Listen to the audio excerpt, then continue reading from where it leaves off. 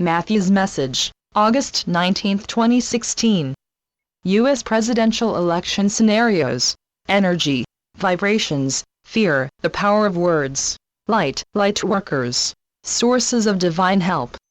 With loving greetings from all souls at this station, this is Matthew. With nominees for United States President set in stone, or so it would seem, it is understandable that you are asking how it is possible for Bernie Sanders to become that country's next president. Our last message didn't enumerate the scenarios that Earth's monitors in Nirvana are keeping an eye on because we were waiting to tell you the only one with significance, the one that has gained unstoppable momentum. None has. Therefore, we shall tell you the various possibilities that affect Sanders and the two major parties' nominees. Energy around other contenders is too weak to materialize streamers with development potential. The universe's constant balancing act provides ways to resolve a blockage in an energy field, and that is what's happening here. The preponderance of energy generated around Sanders is positive even though he is not a presidential nominee. The energy generated around Donald Trump and Hillary Clinton, who are nominees, is predominantly negative. The overall energy investment, which comprises the thoughts and feelings of the populace, produce countless streamers, and they are darting about in the collective consciousness. To bring order out of that chaos, the energy coalesced into various scenarios that represent the total investment, and each has the potential to unblock the field and enable the energy around Sanders to flow in the direction it was given, toward the presidency. Now, the scenarios. Clinton's private dealings with other nations while she was Secretary of State, or her complicity in irregularities in the Democratic Party's primaries could be disclosed. Some of her sworn statements under oath could be shown as the falsehoods they are. The sources and uses of Clinton Foundation funds or her longtime Illuminati affiliation could be revealed. Any one of those would officially disqualify her as a nominee, and her health issue could disqualify her physically. If any of those scenarios attains unbeatable dominance, Sanders will replace Clinton on the ballot and win the election. Or, she could remain in the race. Citizens who are dissatisfied with her and Trump could join Sanders supporters in electing him via write-in votes. And, since this energetic situation still is unsettled, other possibilities could arise that will put him in the White House. Any of those departures from the country's traditional procedures at this stage of the process would be unusual, to be sure. However, few would call the 2016 political campaign's business as usual. So Sanders' return to the presidential arena with the person he wants as vice president may not be all that surprising. Eventually the populace will understand that this was simply the workings of energy. The vibrations supported Mr. Sanders personally and as the people's choice.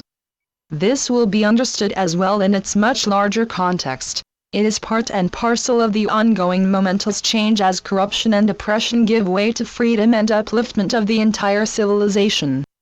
Resistance also is part of this transformation because fear of change is inherent in third-density consciousness. Dark souls are fearful of losing their hold over the many who are fearful about conditions that the dark ones have created or controlled. Fear energy of the many is what keeps the dark ones going, but efforts to retain the status quo will be futile. All intentions and conditions in low vibratory levels will continue to disintegrate as vibrations keep rising. You are accustomed to reading love, peace and unity in messages from light sources. Have you noticed how often these words are used by national, civic, and religious leaders, individuals interviewed on newscasts, and chanting crowds holding placards with the words boldly printed? Like everything else in existence, words are energy, and spoken or written, they emit vibrations that attract more of their kind, the universal law of attraction. And in all of your languages, love, peace, and unity have the highest vibrations. Now that these words are being used frequently around the world, their powerful reverberations are awakening the peoples. I think of myself as a searcher for truth. I don't know if this is the same as light worker, but it seems there should be more to that than wanting to know what is true and what isn't.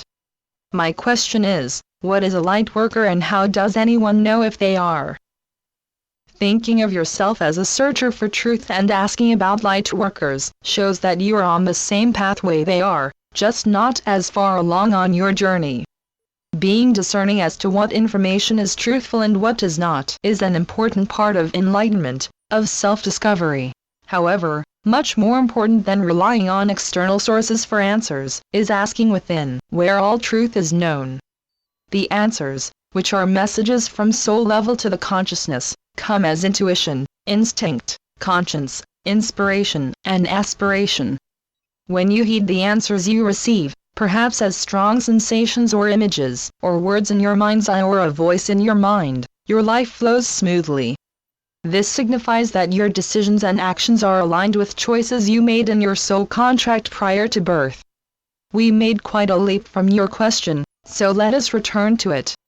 A simple description of lightworker is a person who lives in godly ways. God made it simpler still. Be kind.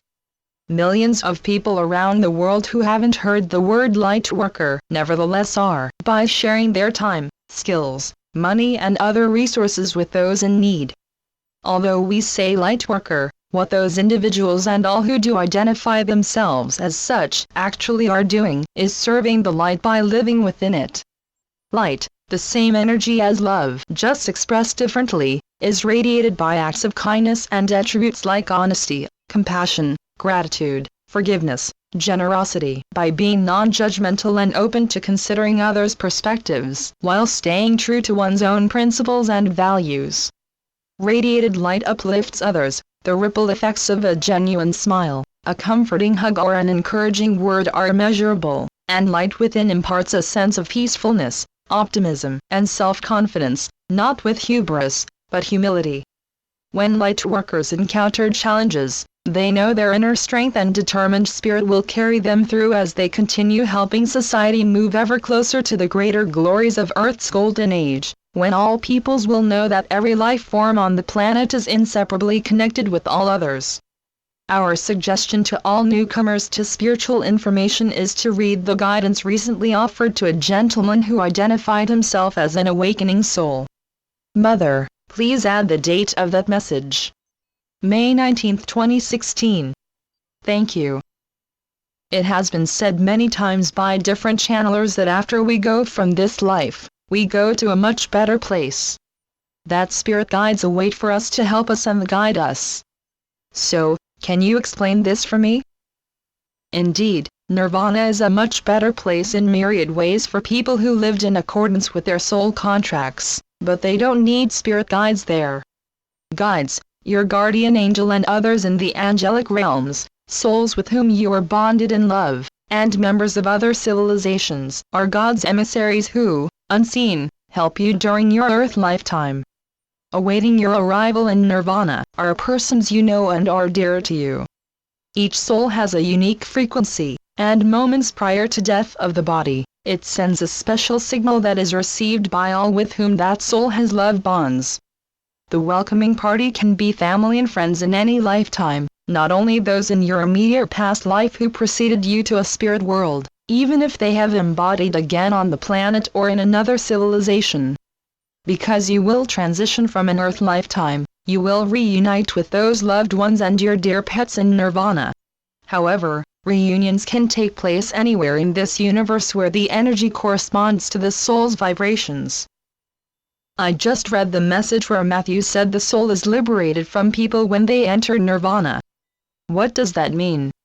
Where do the souls go?